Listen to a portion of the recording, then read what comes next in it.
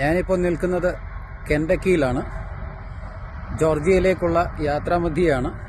ഒരു rest area എടുത്താണ്, ഒന്ന് റീഫ്രഷ് ആവണം. ഇനിയും ഒരു 30 മിനിറ്റ്സ് ബ്രേക്കിന് ശേഷം വീണ്ടും കണ്ടിന്യൂ ചെയ്യണം. നാളെ ഏകദേശം ഒരു 6-7 മണിയോടുകൂടി അറ്റ്ലാന്റ ജോർജിയയിൽ ചെല്ലും. ഒരു ലോഡ് മിഠായി ഇറക്കി അടുത്ത ലോഡിലേക്ക് പോകും. ഇതാ കെൻഡക്കി ഏരിയ കുറച്ചൊന്ന് കാണിച്ചേക്കാം.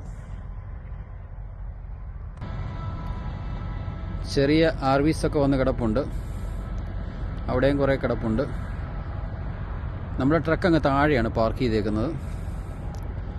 അടിപൊളി ഒരു റെസ്റ്റ് ഏരിയ ആണ് ഈ കാണുന്നത്. അത്യാവശ്യം സ്നാക്സും എന്താ പറയുന്നത് ചെറിയ ഡ്രിങ്ക്സൊക്കെ ഉണ്ട്.